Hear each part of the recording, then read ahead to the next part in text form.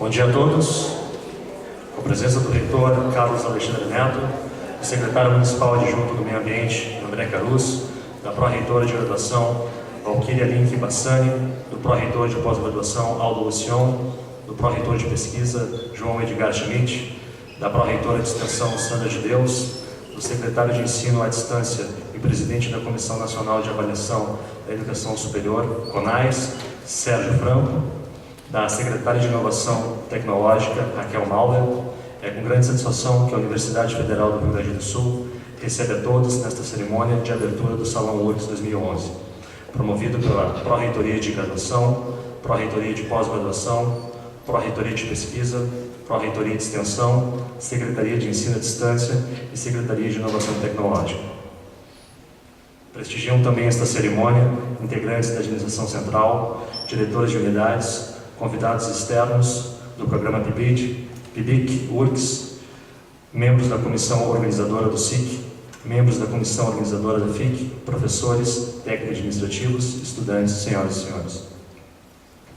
Neste ano, o Salão URGS 2011, com o tema Formação, Conhecimento e Inovação, articula as atividades de ensino, pesquisa e extensão da universidade, num único grande evento.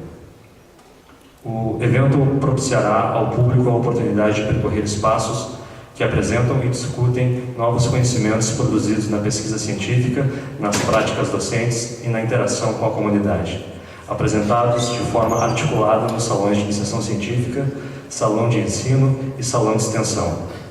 O Salão de Ensino foi organizado de modo a contemplar atividades de promoção, discussão e valorização da docência desenvolvidas nas mais diversas modalidades da URGS, incluindo o Programa de Iniciação à Docência, PIBID, o Programa de Monitoria Presencial e à Distância, o Programa de Educação Tutorial, PET, o Programa de Educação para o Trabalho, PET Saúde, o Programa de Estágio, Docência de Estudantes de Pós-Graduação, na Graduação, o Programa de Aperfeiçoamento e Apoio Pedagógico, PAP, o Programa de Educação à Distância, o Programa Tutoria em EAD, o Programa de Apoio à Produção de Materiais Educacionais, Digitais e Experiências de Técnicos em Assuntos Educacionais, o Programa de Apoio à Graduação, Reforço Acadêmico, Estudos de Retenção e Evasão e o Projeto de Recuperação de Estudos Intensivos PREI.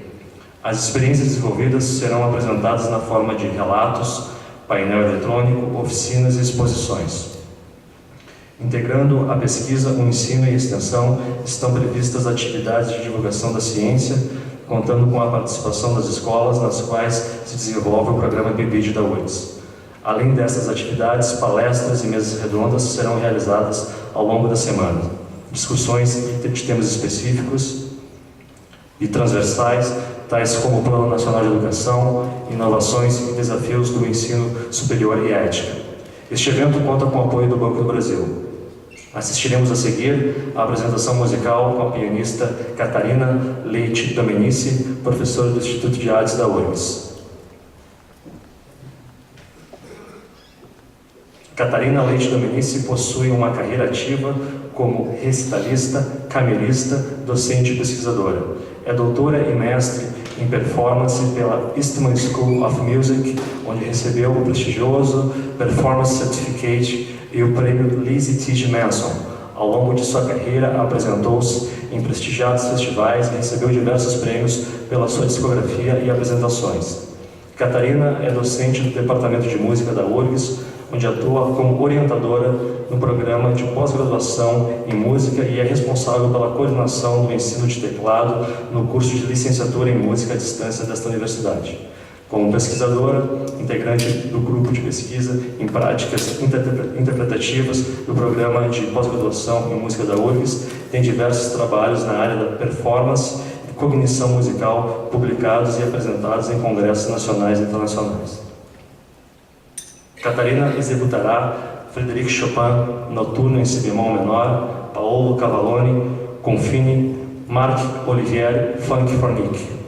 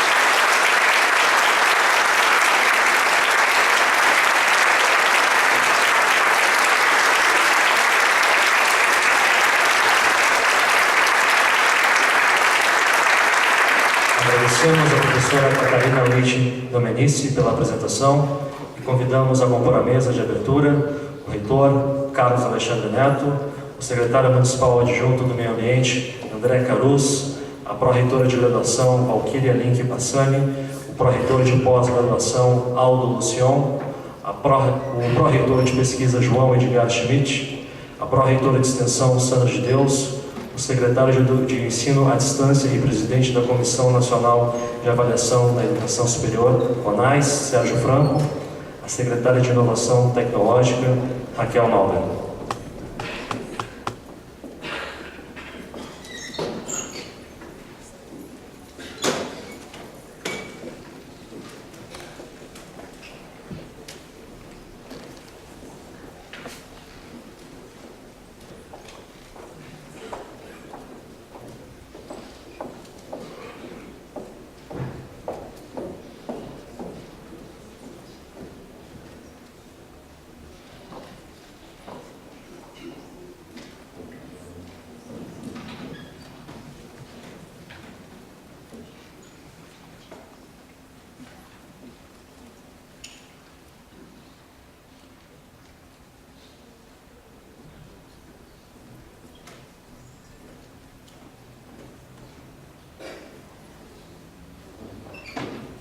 Com a palavra, o reitor Carlos Alexandre Neto.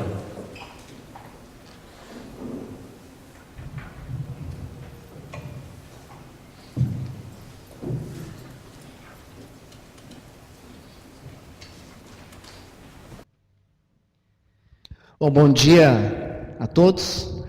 Fazer uma saudação à mesa, ao secretário, vice-secretário da Prefeitura Municipal de Porto Alegre, de Meio Ambiente, que representa aqui, nesse ato, o prefeito.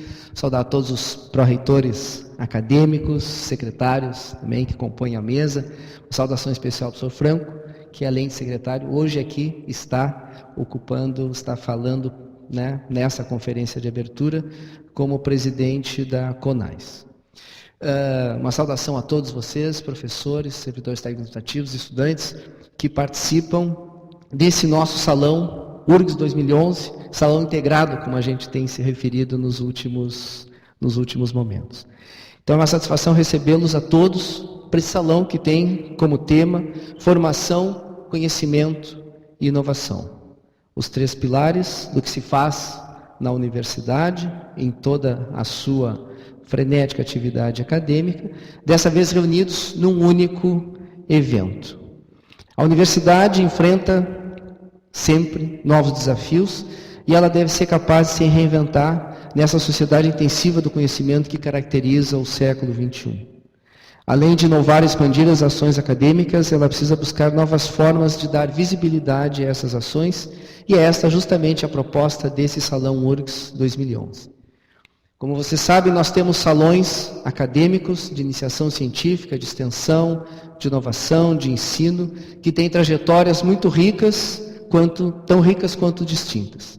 A sua integração num único evento, ampliada por outras formas de produção acadêmica, sinaliza a importância da real interação das próprias atividades. Mais do que equacionar a logística das sessões e da programação, é o desafio do salão oferecer, a partir deste novo formato, uma nova visão da vitalidade da produção acadêmica da nossa universidade.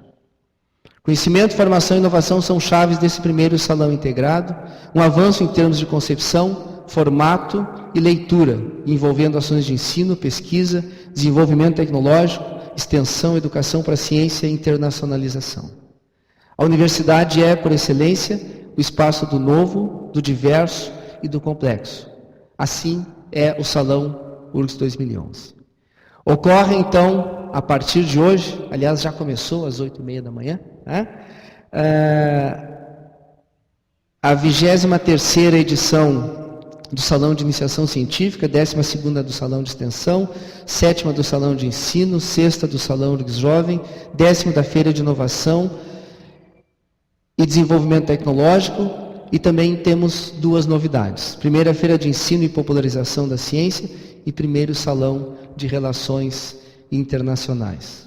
Ou seja, nós temos aqui todas as atividades acadêmicas que nós realizamos, aquelas que envolvem se não todo o conjunto, mas uma boa parte dos nossos 27.500 alunos de graduação, muitos dos nossos 10.000 estudantes de pós-graduação, os nossos professores e servidores técnicos administrativos, no conjunto de 5.000 pessoas. Eu tenho aqui uma sinopse, que não vou ler para vocês, obviamente, de quais serão os pontos altos do salão das atividades da iniciação científica, do jovem, do salão de ensino, do salão de extensão, do salão de relações internacionais recém-criados e também da feira de popularização da ciência. O mais importante de tudo é que eles estarão ocorrendo todos ao mesmo tempo. Vocês podem pensar, mas por que fazer tanta coisa assim ao mesmo tempo? A gente vai ter que se dividir, vamos ter que procurar o melhor lugar. A ideia é exatamente essa: mostrar o quão complexa é a universidade, o quanto nós temos a fazer, quantos caminhos formativos os nossos estudantes têm a percorrer na sua atividade de formação e também nas atividades de produção de conhecimento, entrega desse conhecimento à comunidade. E se é complexo, acontece em paralelo e nós temos que definir e decidir. Agora eu vou assistir essa atividade, agora vou a outra atividade. É assim que acontece nas grandes universidades, assim que acontece na nossa Universidade Federal do Rio Grande do Sul, uma universidade de excelência acadêmica. Talvez eu deva e vou, não é, citar apenas 4 inovações. A primeira delas, a feira de popularização da ciência. O que nós fazemos nos salões, principalmente no salão de iniciação científica, não deixa de ser popularização da ciência, né? Divulgação da ciência. Mas popularizar é mais do que divulgar. É colocar nas palavras, na forma como a sociedade que está externa à nossa instituição pode acompanhar aquilo que se faz na instituição e aquilo que representa os avanços científicos do século XXI. Por isso, saudamos essa primeira feira de popularização da ciência.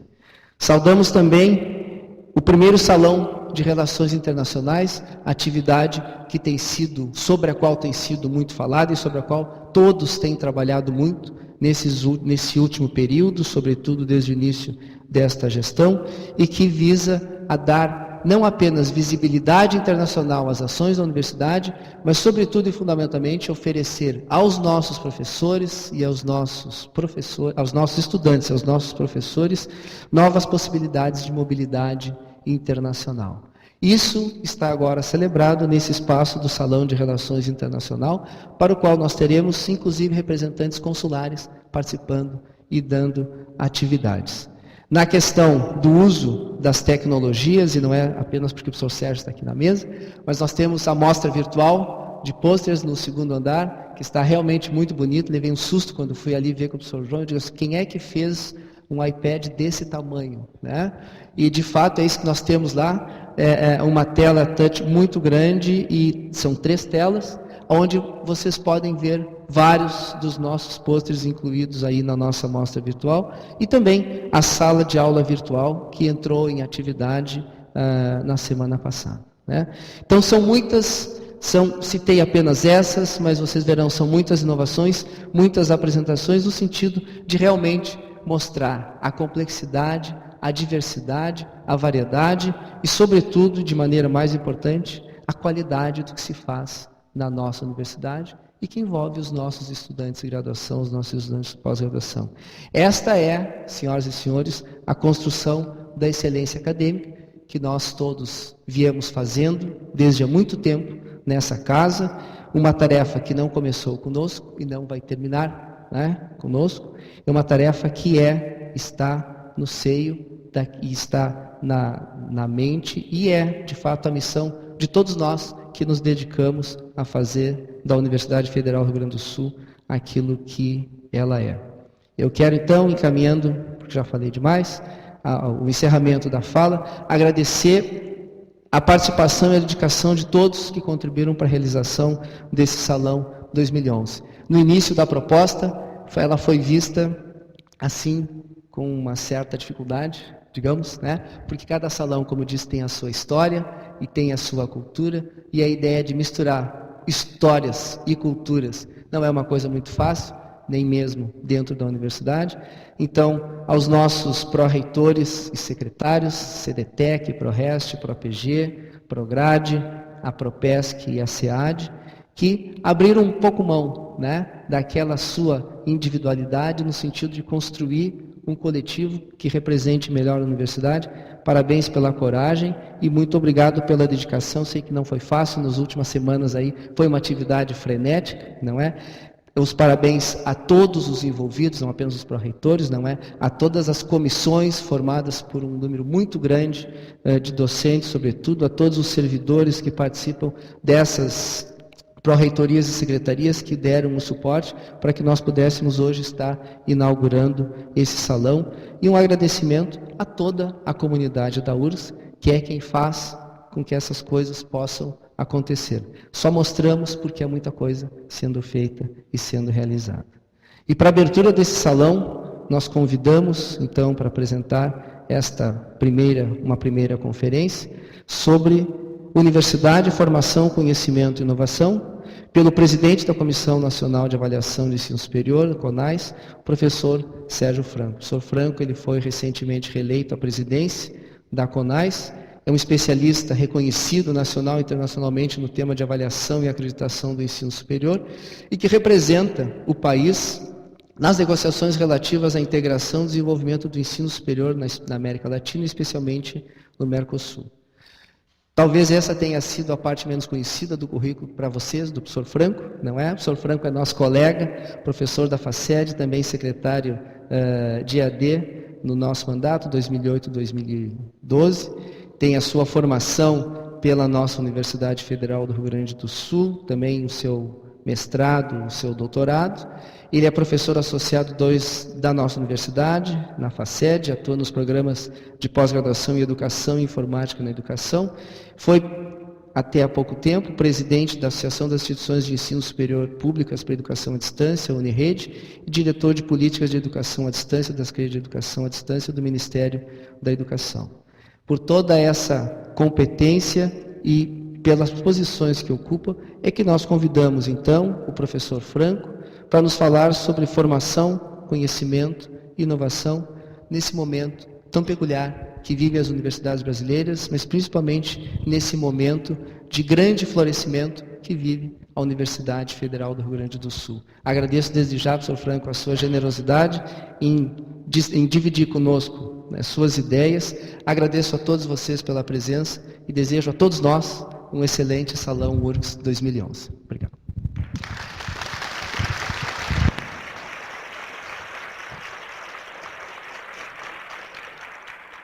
Com a palavra, o professor Sérgio Franco, presidente da CONAIS, palestrante desta manhã com o tema Universidade, Formação, Conhecimento e Inovação.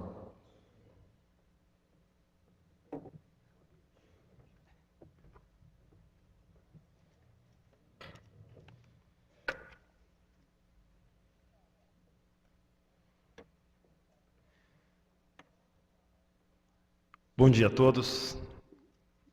Em primeiro lugar, quero cumprimentar a mesa, nosso reitor, o professor Carlos Alexandre Neto, o representante da Prefeitura Municipal de Porto Alegre, André Carus, meus colegas de administração aqui, pró-reitora de graduação, professora Valquíria Bassani, professora Sandra de Deus, pró-reitora de extensão, professor Aldo Lucien, pró-reitor de pós-graduação, professor João Schmidt, pró-reitor de pesquisa, professora Raquel Mauler, secretária de Desenvolvimento Tecnológico. Cumprimentar aos colegas da administração central aqui presentes, aos diretores de unidade, aos colegas professores, colegas técnico-administrativos, alunos e alunas, senhoras e senhores. Em primeiro lugar, quero agradecer a oportunidade, apesar de também me sentir um pouco colocado na fogueira, porque, mesmo estando aqui falando como presidente da CONAIS, eu sou professor da casa, como o professor Carlos Alexandre colocou, e como diz o ditado, santo de casa não faz milagre. E é um grande desafio a gente falar com colegas, mas pretendo encarar isso como uma aula. né? E quando a gente incorpora essa função de professor, a gente simplesmente olha todos como alunos e solta o verbo. E com a certeza, que é algo que a gente aprende na nossa vivência de sala de aula, a certeza absoluta que eu posso não estar com a razão. E, portanto, convidar a todos a refletirem sobre o que eu disser. E essa é a ideia de nós termos aqui um espaço de reflexão. Tem um monte de folhas aqui, mas é porque eu escrevi à mão, assim, para bem dentro da coisa de secretário de educação à distância e, né, lidado com a tecnologia, né? A gente tem algumas coisas que de vez em quando é importante, né? E eu gosto às vezes de me desprender das questões tecnológicas. Né? Não vou, prometo não vou demorar tempo demais. Deixa eu ligar aqui o cronômetro para não me perder. Ok. Golinho d'água. Universidade, formação, conhecimento e inovação. Eu não sou historiador, mas não consigo pensar as coisas sem fazer alguma reflexão com um cunho histórico. Eu acho que isso tem a ver um pouco com a minha formação na psicologia, lidando muito com a questão da psicologia do desenvolvimento, na filosofia, tendo sido um fã de Hegel nos meus estudos de filosofia, de Marx por uma questão até da nossa época, em que a gente, se não estudasse Marx na sala de aula, a gente ia estudar Marx no diretório acadêmico. Assim, eu quero começar essa reflexão sobre a universidade pensando um pouco nas raízes históricas dessa instituição. O que caracteriza a universidade? Dá para dizer que a essência, e vários autores colocam nesse sentido, a essência da universidade é o encontro de dois grupos etários. Um grupo mais sênior e um grupo mais júnior. Um grupo de professores e um grupo de alunos. E esse encontro é o encontro na busca do saber. Se a gente for para os modelos pré-universidade, a gente já encontra isso. Na Academia de Platão, no Liceu de Aristóteles, como espaços de referência para o debate sobre a vida e sobre o universo, o cosmos. Ainda que esse espaço não necessariamente se circunscrevesse naquele lugar. Por exemplo, Aristóteles é conhecido como o peripatético, porque ensinava caminhando em volta da cidade. Mas havia uma referência. E a universidade, que nasce no mundo árabe e foi trazida para o Ocidente na Idade Média, muitos chamando a Idade das Trevas, mas na verdade uma idade que nos trouxe muitas luzes para pensar o mundo. Se criou nessa universidade medieval muito claramente a ideia do encontro entre duas corporações. A corporação de alunos e a corporação de professores. Ou, como se diz, o colégio de alunos e o colégio de professores.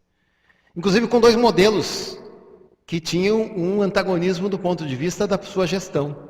A Universidade de Bolonha, que é a primeira universidade do Ocidente, em que quem geria a universidade era o colégio de alunos. A Universidade de Paris, em que quem geria a universidade era o colégio de professores. Não precisamos discutir qual foi o modelo que ficou para o resto da história. Mas, em todo caso, esse aspecto dos dois grupos se encontrando é um aspecto especialmente marcante. E nas duas experiências, tanto a experiência helênica quanto a experiência medieval, nós encontramos a centralidade no processo de formação, não entendido ainda como hoje se fala da formação profissional, que vou falar mais adiante, mas a formação que se dá pelo conhecimento. E essa formação acontecendo de muitas maneiras diferentes. Eu gosto sempre, quando penso na universidade medieval, eu lembro sempre de uma cena no filme Abelardo e Heloísa, que na versão portuguesa se chama Em Nome de Deus. Infelizmente, acho que perdeu um pouco a força com a tradução ou com a versão do título. Mas nessa cena, nesse filme, Abelardo, que era um professor da Universidade de Paris, está sentado embaixo de uma escada em espiral, e os alunos estão dispostos na escada, virados para baixo.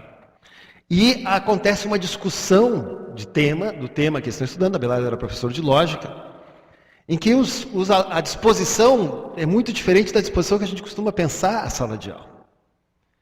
E aparece uma coisa muito forte do processo formativo da Universidade Medieval, que é o processo de discussão. Não é à toa que se chamava isso de dialética. E a palavra diálogo e a palavra dialética são irmãs. Ou seja, a ideia do debate. A universidade como um espaço de debate. Como a formação acontecendo porque existe o debate.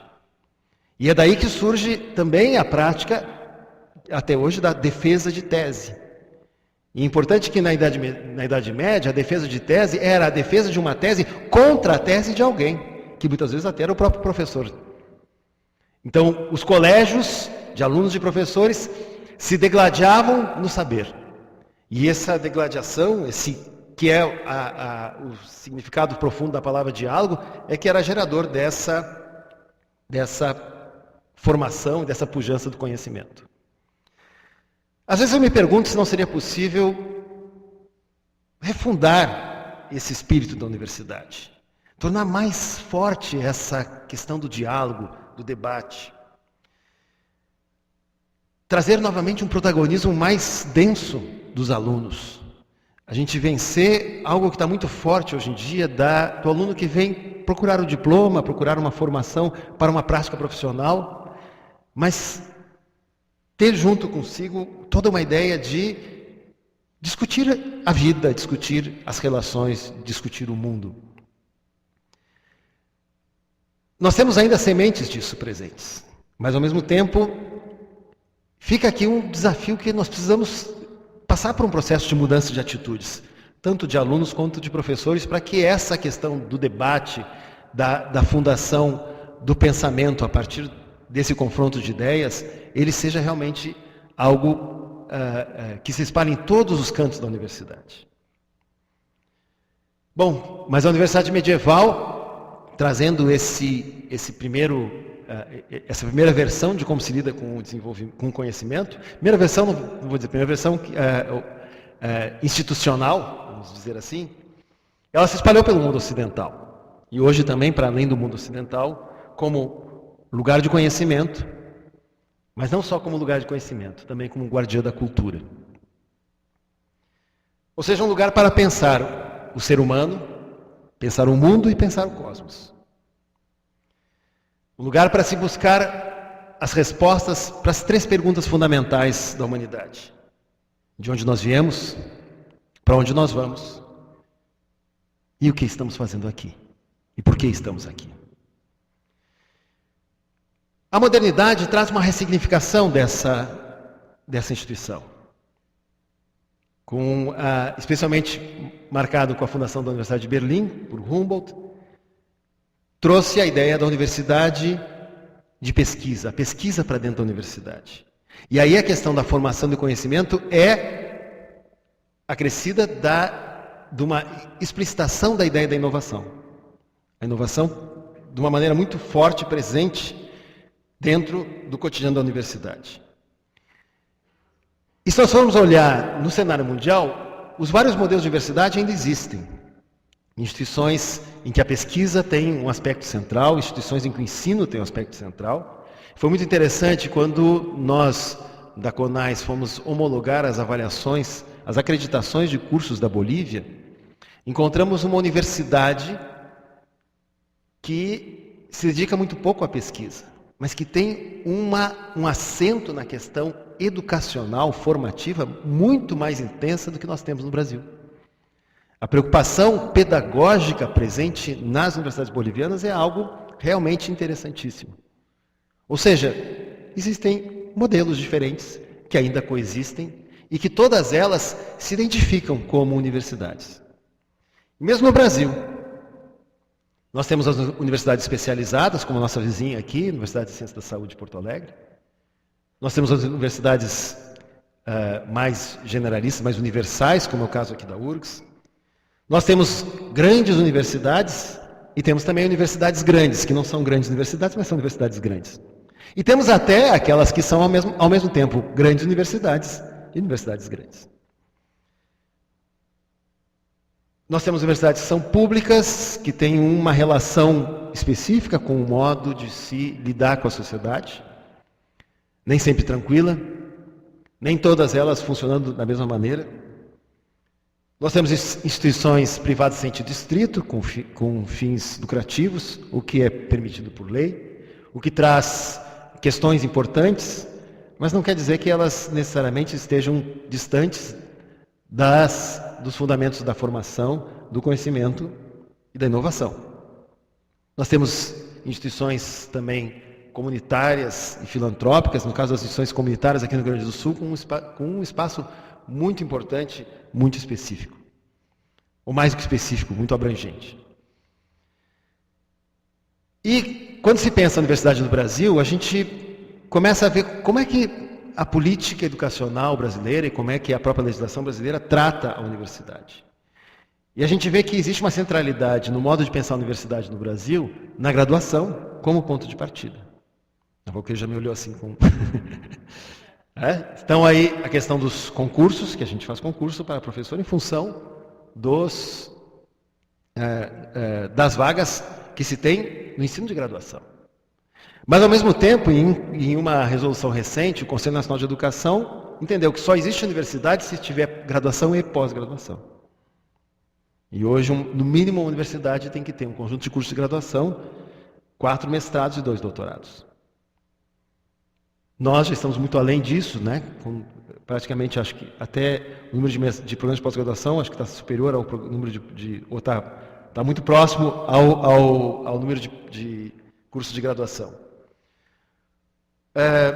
E ao mesmo tempo, a Constituição Federal, ela diz, ao definir o ensino superior, ao definir a universidade, ela coloca, ao definir a universidade, e essa é uma questão importante no Brasil, que a gente tem o ensino superior, e que não é a mesma coisa que a universidade. Em alguns países, isso é, até alguns estrangeiros olham com uma certa confiança, como é que vocês trabalham isso, né? Ao mesmo tempo, universidades e instituições de ensino superior não universitárias. Mas quando se fala de universidade na Constituição Federal, traz a questão da indissociabilidade entre ensino, pesquisa e extensão.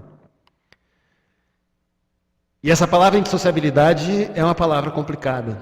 Quantas vezes a gente discutiu aqui já na universidade, em quantos fóruns, o que significa exatamente essa indissociabilidade? E a gente vê quantas experiências boas e ruins se tem em função dessas interpretações, em função dessas interpretações dessa palavra, indissociabilidade.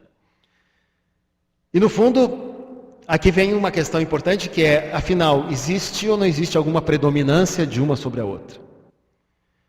E a própria questão, se a gente trata a universidade como um espaço educacional ou como um espaço de ciência e tecnologia, que aliás apareceu recentemente com aquela proposta do senador Cristóvão Buarque, que foi aprovado numa comissão do Senado, ainda é só uma comissão, mas em todo caso já fez o seu barulho, de que as universidades deveriam passar para o Ministério de Ciência e Tecnologia e não ficando no Ministério da Educação. Isso não é uma questão simplesmente de loucura do nosso ex-ministro. No Estado do Rio Grande do Sul, a Universidade Estadual do Rio Grande do Sul está vinculada à Secretaria de Desenvolvimento de Ciência e Tecnologia. No Estado de São Paulo, a mesma coisa. Ou seja, essa questão não é uma questão tranquila. A Argentina, até pouco tempo, vinha trabalhando com um Ministério da Educação e um Ministério da Educação Superior. E hoje eles retornaram a ter apenas um Ministério da Educação que trata as duas coisas. Ou seja, a gente tem aqui algo que não tem unanimidade e algo que caracteriza bem o nosso fazer, que é estar em situações contraditórias. E aqui, então, eu levanto uma pergunta para refletirmos, que tem a ver com essa questão, afinal, qual é o lugar da universidade? A questão universitária é um problema de educação ou é um problema de desenvolvimento? E para a gente analisar essa questão, vou pegar as 3 categorias título do salão, que é a formação, a inovação e o conhecimento. Não na mesma ordem que está no salão, mas na ordem que eu coloquei aqui. Primeiro formação, depois inovação, depois conhecimento. Então vamos analisar sobre a perspectiva da formação. O primeiro aspecto que fica bem marcante quando se pensa universidade hoje é a questão da formação profissional. E aí surgem as perguntas. Que tipo de profissionais? Como é que fica a questão da formação profissional universitária num país que tem uma tradição cartorial? Em que se faz um levantamento de opinião pública, muitas e muitas pessoas buscam a universidade atrás de um diploma.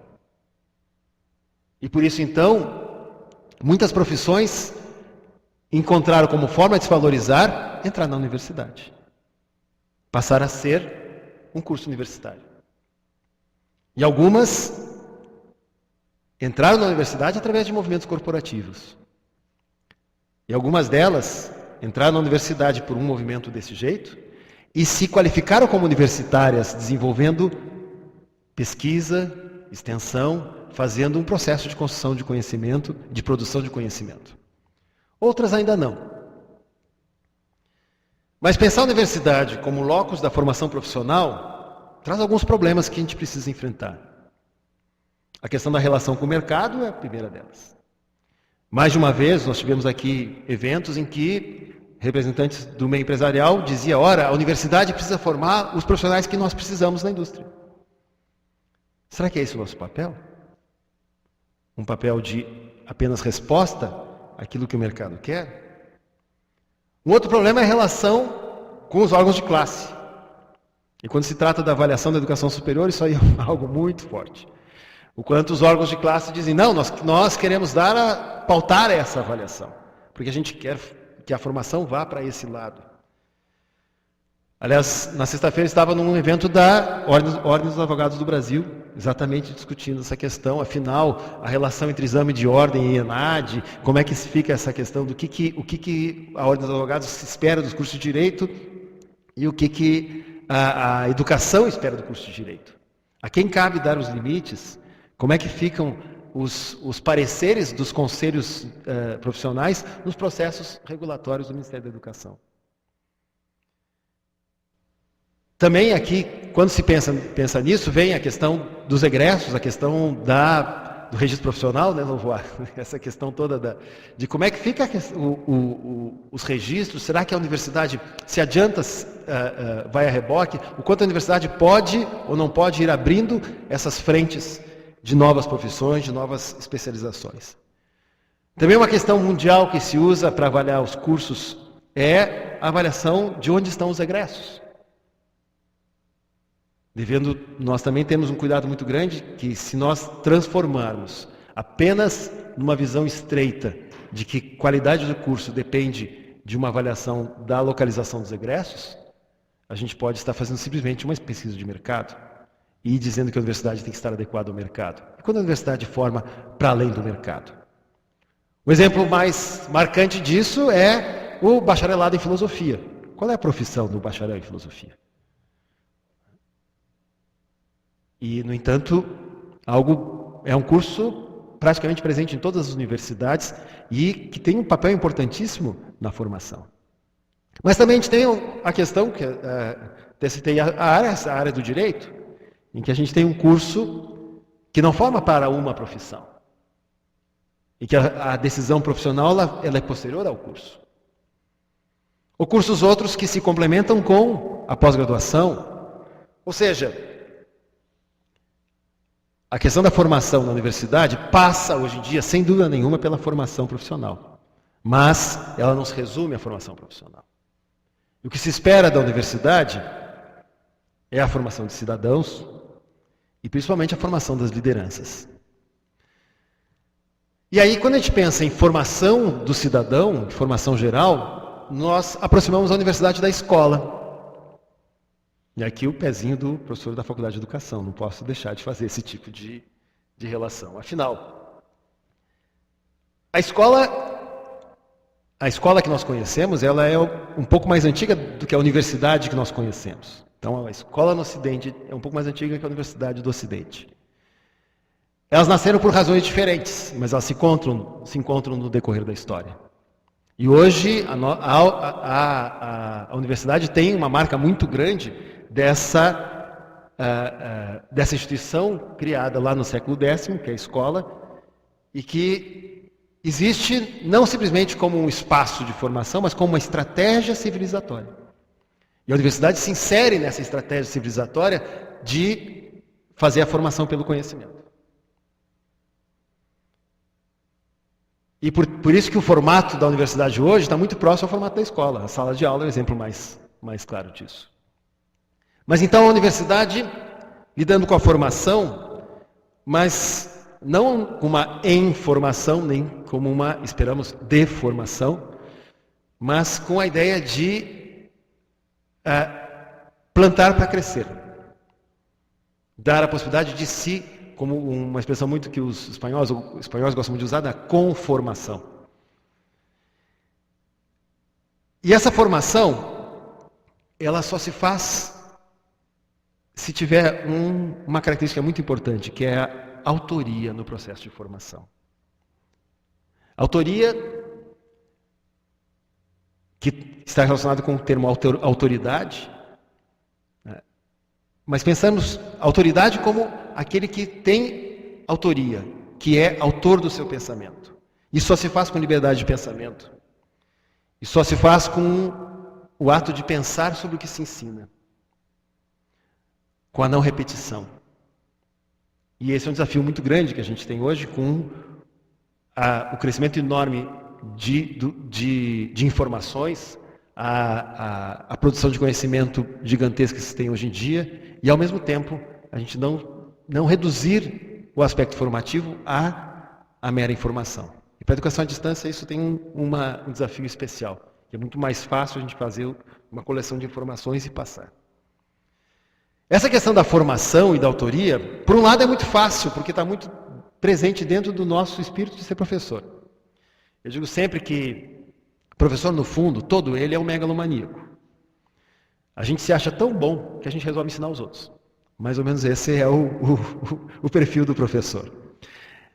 Quando a megalomania não é psicótica, a gente consegue fazer com que essa megalomania seja, olha, sim, eu estou estudando aquele fulano de tal que é bam, mas eu quero pensar sobre isso e quero dizer, não, acho que não é bem assim, eu vou fazer um pouco diferente. E essa é a possibilidade da formação. E a formação acontece aonde? Acontece no espaço da sala de aula, obviamente, como o grande locus formativo. Mas a formação acontece fundamentalmente no processo de extensão, de inserção na realidade. E acontece no processo de pesquisa, especialmente quando a gente tem instituído, e é um vamos dizer assim, talvez a célula máter desse grande salão URGS, o Salão de Iniciação Científica, quando a gente tem instituído que os alunos são partícipes desse processo de pesquisa. Mas formação não é só formação dos alunos, é formação também dos próprios professores que atuam e técnicos que atuam dentro da universidade. Segunda categoria, a inovação. A inovação é central na universidade. Hoje não se entende a universidade sem ser uma instituição inovadora. Por isso que é tão difícil, do ponto de vista regulatório, botar a universidade dentro de certas caixinhas. Né? Porque a universidade está sempre se inventando, sempre inventando. Embora eu disse antes que a inovação ela entra com muita força a partir do modelo da Universidade Humboldtiana, de certo modo a inovação estava presente em todos os processos universitários, mesmo anteriores à universidade do século XIX.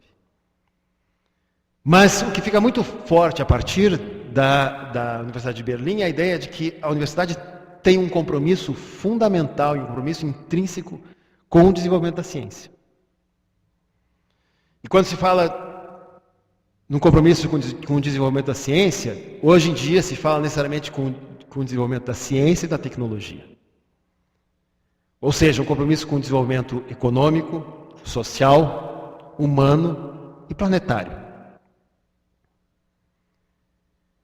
E aí vem de novo a relação com a formação. Não tem como fazer essa inovação, ter esse compromisso com o desenvolvimento, se não tiver também um compromisso formativo. Mas esse compromisso com a inovação significa o compromisso de atuar nas fronteiras do conhecimento. E quando se fala de fronteiras, a gente sempre pensa a ponta, mas a ponta de lá e a ponta de cá são importantes. E aí vem a dificuldade, às vezes, até de muitos órgãos financiadores, de entender que eu tenho que financiar a pesquisa básica e a pesquisa de ponta. Que a ponta se faz nos dois lados. Trabalhar com a pesquisa tecnológica e também com a pesquisa social. Trabalhar nos limites da pesquisa é fazer pesquisa sem limite. Aqui um pouco inspirado, não conhecedor muito bem, mas pegando a frase do Einstein que diz que o universo é finito e sem fronteiras, de certo modo a pesquisa é isso. Ela parece que ela tem seus limites, mas ela não tem fronteiras. E fazer pesquisa científica hoje é a nossa maneira de buscar a resposta às 3 perguntas básicas que eram muito presentes na Idade Média. De onde viemos? Para onde vamos? E o que fazemos aqui? Então, não se faz pesquisa, e eu lembro de uma discussão com um aluno na pós-graduação sobre, não, nós fazemos ciência para ter um mundo mais confortável. E a gente passou o semestre todo discutindo. No penúltimo dia de aula, ele fez uma manifestação em aula e disse, olha, professor, eu cheguei à conclusão, depois de todas as discussões, que a gente faz ciência e desenvolve tecnologia para responder as 3 perguntas. E o pesquisador é aquele que busca essas respostas com 2 limites interessantes. O limite do rigor. E é bom eu gosto de elogiar aqueles que são execrados tanto. Aqui o papel do Descartes é extremamente importante, mostrar que, olha, eu preciso ter método. Mas não esquecendo uma coisa, que se eu enfatizo demais a questão do método e do rigor, eu esqueço um aspecto fundamental da pesquisa, que é a ludicidade. No fundo, todo pesquisador é um sujeito que não teve infância ou que não desistiu dela, eternizou essa infância. Porque o que faz o pesquisador? Ele brinca com os dados. E é isso que torna a pesquisa profunda. Agora, aí é que os alunos ficam ralados, porque se na universidade a gente tem professor e pesquisador, um megalomaníaco que não teve infância pode ser alguém muito complicado de lidar. Mas, em todo caso, essa questão, esse aspecto da ludicidade, é um aspecto interessantíssimo. Esses tempos, conversando com um grande pesquisador da Venezuela, ele trazia o quanto e ele é professor de metodologia científica na universidade, diz, a pior disciplina da universidade é a metodologia científica, porque a gente fica ensinando as regrinhas de quando se faz pesquisa e se perde esse aspecto de que pesquisar significa eu ter que criar, ter que brincar com os dados. E esse aspecto lúdico é que dá a possibilidade de algo que é fundamental para o avanço da ciência, que não é encontrar novas respostas, mas encontrar novas perguntas a serem feitas. E aí eu vou ter que insistir com uma tese básica, que não se faz pesquisa sem autoria. De certo modo, a pesquisa é a própria possibilidade da autoria. Agora, essa autoria só acontece com liberdade e com ludicidade. No entanto, não dá para reduzir a universidade à pesquisa. Porque a inovação acontece também no confronto da sala de aula, especialmente quando a sala de aula tem esse espaço de confronto. Ela acontece no confronto da realidade, da extensão, e ela acontece no espaço de pesquisa, no laboratório, na pesquisa de campo. Terceira categoria, conhecimento. Conhecimento é a mola mestra da nossa civilização. Os gregos nos deram esse legado. Nós não sabemos lidar com o mundo sem ser pelo conhecimento. Até a nossa aproximação com outras civilizações se dá pelo conhecimento. E é só a gente ver como é a aproximação com as culturas indígenas, com a cultura oriental, ou as culturas orientais, e que às vezes a gente não consegue compreender, porque a gente quer interpretar tudo pela questão do conhecimento. E não tem como nós, da civilização ocidental, não pensarmos desse jeito, não lidarmos desse jeito.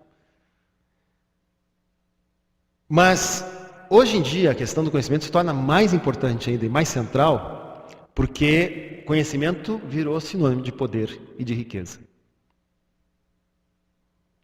Então, a nossa responsabilidade nesse lidar com o conhecimento se torna muito maior. E aí vem um desafio importante que eu já citei um pouco quando falei sobre a formação, que é a distinção entre conhecimento e informação.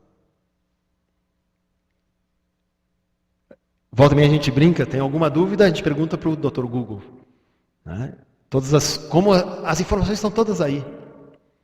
E até ontem à noite, repassando aqui a minha fala, entrei no Google para olhar algumas questões sobre como é que... Aí fui olhar na Wikipédia, que é mais simplesinho, olhar algumas questões de universidade no Brasil, e tinha tanta coisa errada ali dentro. E a gente... Bom, mas as informações estão aí. E informação, vamos falar da informação boa, correta, fidedigna, ela é algo que a gente coloca dentro dos livros, no servidor, está na rede. Agora, o conhecimento é feito pelas pessoas. Não existe conhecimento sem gente. E o conhecimento é sempre coletivo. E o conhecimento se faz por consensos, como diz Habermas, mas não por unanimidades, e sim por consensos que não são nada tranquilos, que são embates importantíssimos e ferrenhos. É assim que se constrói esses consensos. E onde é que se constrói o conhecimento? Como disse, no debate, no confronto. Na sala de aula, virtual ou presencial, é um espaço, não vou dizer por excelência, mas um espaço privilegiado de construção de conhecimento. Assim como, de novo, na atividade de extensão, no confronto com a realidade, na atividade de pesquisa, ou seja, o conhecimento é produzido em todos os espaços em que a gente está. E a universidade, pelo compromisso civilizatório que ela tem o conhecimento como aspecto central. Ou seja, a construção do conhecimento é a própria possibilidade da formação e da inovação. E, de novo, se o conhecimento é produzido dessa maneira, ele precisa acontecer necessariamente como autoria, não como repetição. Concluindo, iniciando a conclusão. Apresentei uma pergunta antes. A questão universitária é um problema de educação ou de desenvolvimento? Analisando essas três categorias, concluo que não tem resposta para essa pergunta. Porque, no fundo, essa pergunta está errada.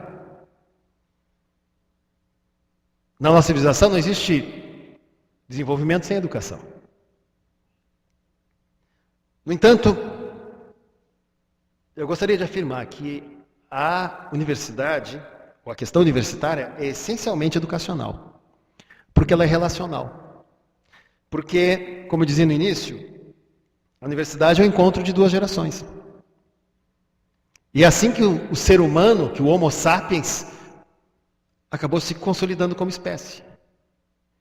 Nós que não temos instintos organizados, se a gente não tem educação, a geração seguinte não sobrevive. A gente precisa da educação. Só que a gente, na universidade, vai para um outro nível. Mas faz educação, faz o encontro entre os diferentes grupos. As diferentes gerações.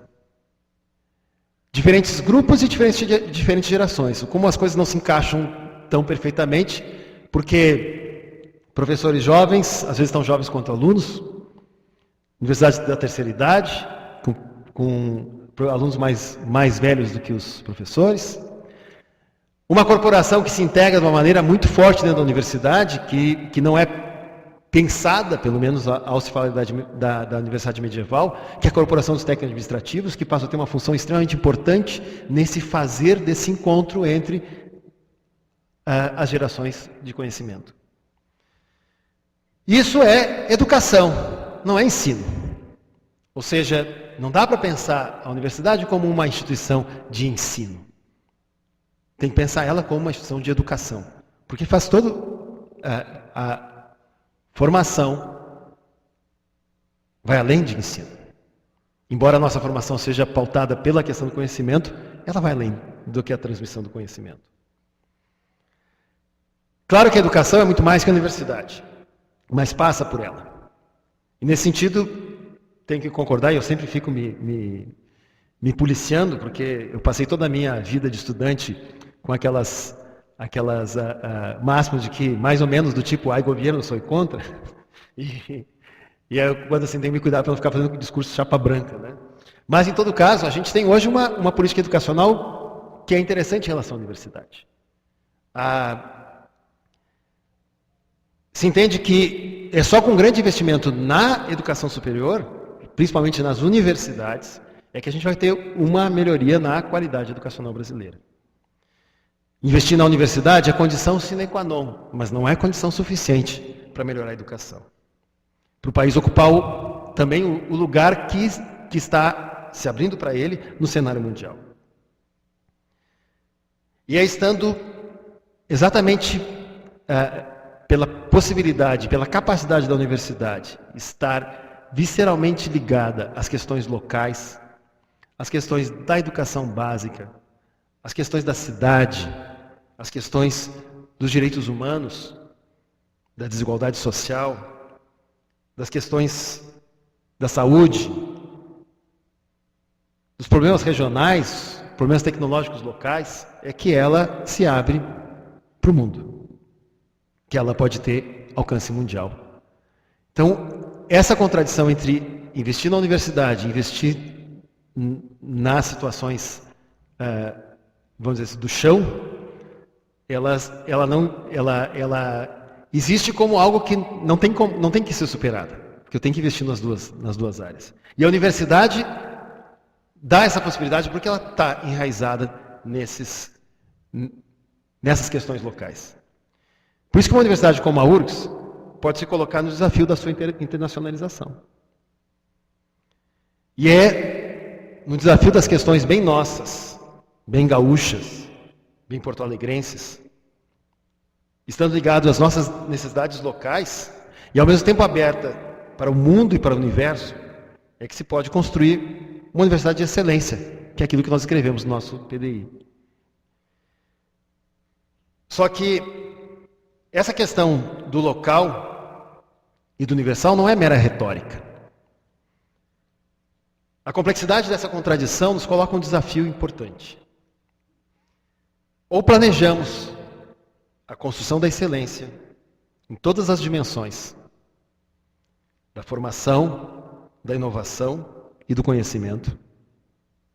Ou seja, ou fazemos excelência no ensino, na pesquisa e na extensão, tendo presente que não são duas coisas paralelas, ou seja, na formação participa ensino, pesquisa e extensão, como na inovação também, como também no conhecimento.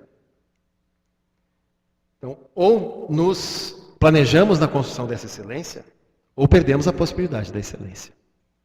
A excelência, como também está escrito no nosso PDI, não é apenas o fruto da fortuna. E ela tem que ser planejada e tem que ser buscada.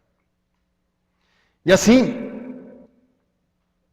vou terminando citando dois autores, dois homens de ciência, ainda que não sejam das ciências tidas como tipicamente científicas, mas que escancaram a contradição que se apresenta para nós. Um deles é Freud, que diz que a educação é a profissão impossível, porque nunca se dá conta, nunca se está pronta a educação. E o outro é Edgar Morin, que aqui nesse palco, há cerca de um mês atrás, falou de uma maneira muito interessante sobre o quanto a probabilidade da humanidade dar certo é mínima. Mas que a história é a história das possibilidades. E que apesar de que há muitos e muitos séculos a probabilidade de dar errado seja maior, a possibilidade tem se imposto. E assim a universidade em todas as suas dimensões, a universidade grandiosa que nós queremos, ela é improvável, mas ela é uma possibilidade. E se ela é uma possibilidade, e nós estamos envolvidos com ela, nós temos a obrigação moral de perseguir essa possibilidade e tornar ela uma realidade para além dos probabilismos. É isso, uma pequena contribuição minha para pensarmos um pouco a universidade nessa diversidade toda, nesse salão que se inicia aqui, envolvendo alunos, professores e técnicos nas diversas atividades, não só de ensino, pesquisa e extensão, mas todas aquelas outras que estão aí presentes. Obrigado.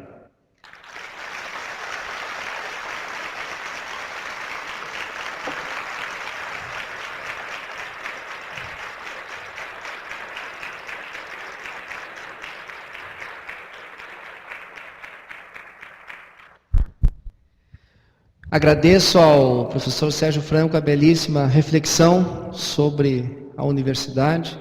Nos deixou com as 3 perguntas, continuaremos, eu acho que durante um bom tempo. E também pela motivação que nos coloca acerca do nosso fazer. Está então aberto, né, o Salão URGS 2011. Eu quero dar mais 3 recados, colocar mais 3 tópicos que acabei esquecendo na abertura, na minha fala. Chamar a atenção para a Feira da Consciência Ambiental, CONCIAM 2011, Arroio Dilúvio, um evento aberto à comunidade e que, em parceria com os órgãos da Prefeitura Municipal de Porto Alegre, apresenta várias atividades que focam o tema da educação ambiental. Lembrar que na quarta-feira, na quarta-feira, às 14 horas, teremos no salão a palestra da professora Maria Lúcia Neder, diretora da Federal do Mato Grosso, que falará sobre os desafios da educação. A professora Maria Lúcia fez uma parte da sua formação acadêmica na FACED, aqui da URGS. E na quinta-feira, nós teremos o presidente da Telebrás, Caio Bonilha, no painel Tecnologias da Informação e a Educação, que também conta com a participação do diretor adjunto de Gestão de Serviços da Rede Nacional de Ensino e Pesquisa, a RNP.